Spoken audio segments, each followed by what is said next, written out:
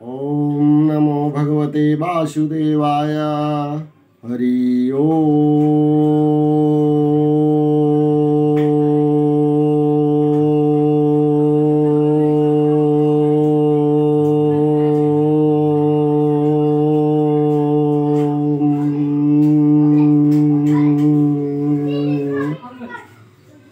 जय जय श्री राधे।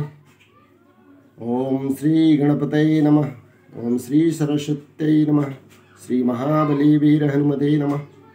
मनोजवं मारुततुल्यवेगं जितेन्द्रियं बुद्धिमतां वरिष्ठं वातात्मजं वानरयोऽथ मुख्यं श्रीरामदूतं शरणं प्रपद्ये।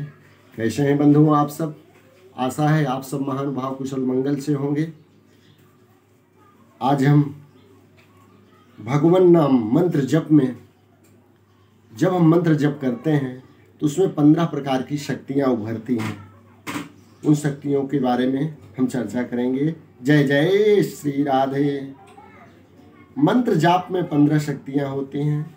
पहली शक्ति है संपदा शक्ति, दूसरी शक्ति है भुवन पावनी शक्ति, तीसरी शक्ति है सर्व व्याधि विनाशिनी शक्ति और चौथी शक्ति है सर्व दुख हारिणी शक्ति और पांचवी शक्ति है कलिकाल भुजंग नाशिनी शक्ति। छठी शक्ति है नरकोद्धारिणी शक्ति। सातवीं है दुखद प्रारब्ध विनाशिनी शक्ति। आठवीं है कर्म संपूर्ति कारिणी शक्ति। नौवीं है सर्वदेव तीर्थाधिक फलदायिनी शक्ति। 10वीं है सर्व अर्थदायिनी शक्ति और 11वीं शक्ति है जगत आनंददायिनी शक्ति। 12वीं है जगत आनंददायिनी शक्ति, जगदानंददायिनी शक्ति। 13वीं है अमित गतिदायिनी शक्ति और 14वां है मुक्ति प्रदायिनी शक्ति। 15वां है भगवत प्रीति दायिनी शक्ति और इसके बाद जय जय श्री राधे, जय जय श्री राधे, जय जय श्री राधे, जय जय श्री राधे। हरि ओम हरि ओम हरि ओम।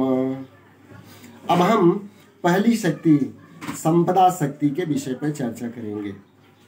संपदा शक्ति भगवान नाम जप में एक ऐसा संपदा शक्ति, लौकिक संपदा में धन में भी कितनी शक्ति है। इससे मिठाइयाँ खरीद लो, मकान खरीद लो, दुकान खरीद लो, वस्त्र, हवाई जहाज आदि दुनिया की हर चीज धन से खरीदी जा सकती है। इस प्रकार भगवान नाम जप में दरिद्र नाशनी शक्ति अर्थात लक्ष्मी प्राप्ति शक्ति होती है। दूसरी शक्ति कहते हैं भुवन पावनी शक्ति। भुवन पावनी शक्ति मतलब भगवान नाम जप करोगे तो आप जहाँ रहोगे उस वातावरण को पवित्रता छा जाएगी।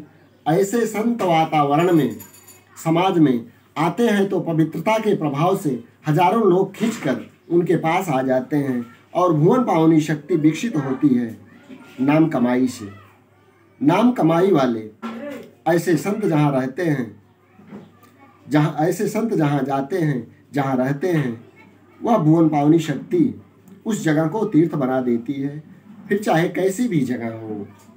तीसरी शक्ति है सर्व व्याधि विनाशिनी शक्ति। भगवान नाम जप में रोग नाशिनी शक्ति है।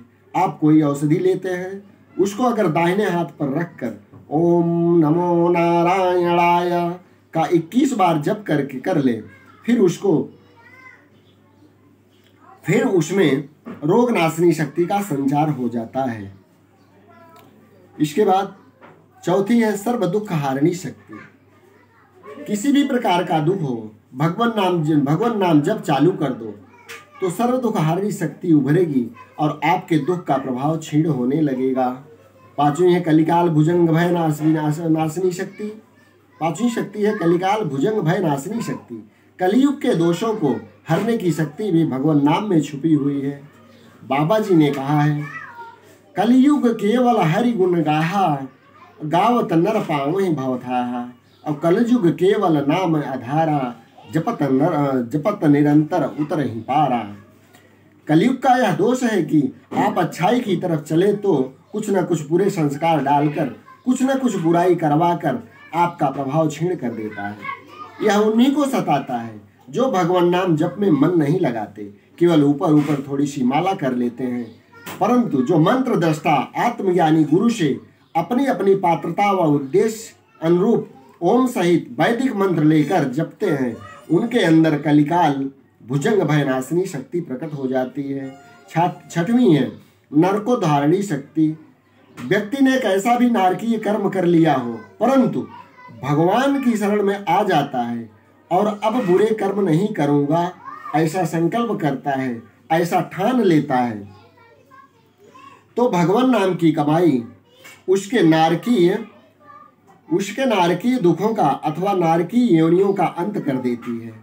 अजामिल की रक्षा इसी शक्ति ने की थी। अजामिल की रक्षा नरकोधारणी शक्ति ने ही की थी। अजामिल की मृत्यु की आखिरी श्वास गिन रहा था, उसे यमपाश से भगवान नाम की शक्ति ने बचाया। अकाल मृत्यु टल गई तथा महादुराचारी से महासदाचारी बन गए और भगवत प्राप्ति की। श्रीमद् भागवत की यह कथा आप लोग जानते हैं, जग जाहिर है। सातवां है दुखद प्रारब्ध विनाशिनी शक्ति। और मेटत कठिन कुअंक भाल के, भाग्य के कुअंकों को मिटाने की शक्ति है मंत्र जाप में।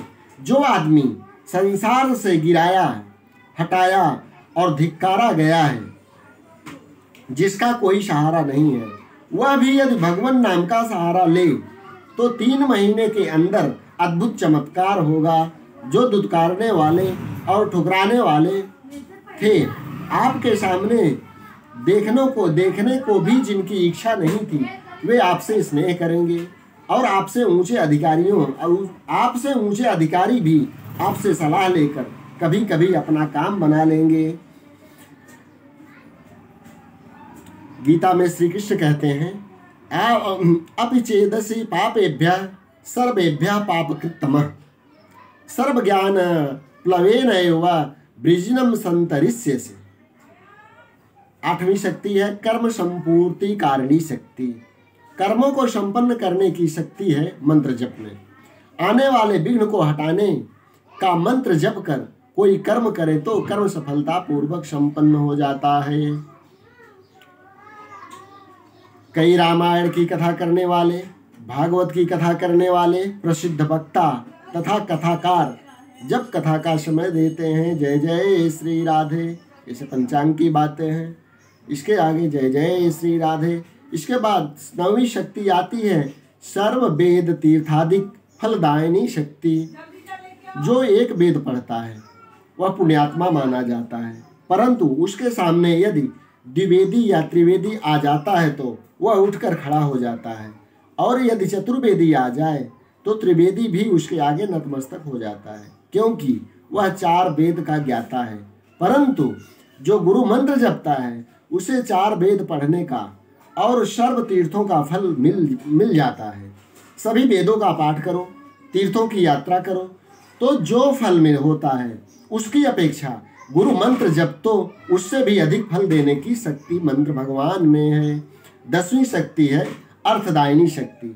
जिस समय में आपको लगाना हो भगवान नाम जप करके उस विषय में लगो, तो उस विषय में आपकी गति मति को अंतरात्मा प्रेरणा प्रदान करेगा और आपको उसके रहस्य में सफलता मिलेगी। जय जय श्री राधे, जय जय श्री राधे, जय जय श्री राधे। 11वीं शक्ति है जगत आनंददायिनी शक्ति। जब करोगे तो बैखरी से मध्यमा, मध्यमा से पश्यंती और पश्यंती से परा में जाओगे, तो आपके हृदय में जो आनंद होगा आप उस आनंद में गोता मार कर देखोगे तो जगत में आनंद छाने लगेगा।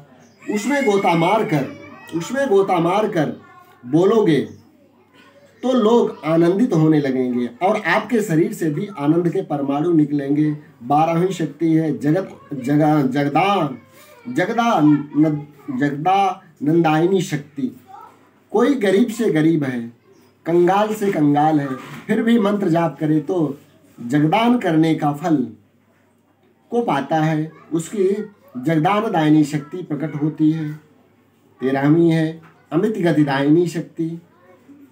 अमित गतिदायिनी शक्ति में उस गति की हम कल्पना नहीं कर सकते कि हम इतने ऊंचे हो सकते हैं। हमने घर छोड़ा और गुरु की शरण में गए तो हम कल्पना नहीं कर सकते थे कि ऐसा अनुभव होता होगा।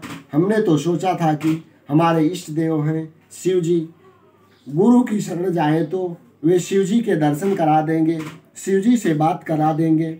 ऐसा करके हमने 40 दिन का अनुष्ठान किया और कुछ चमत्कार होने लगे। जय जय श्री राधे, जय जय श्री राधे, जय जय श्री राधे।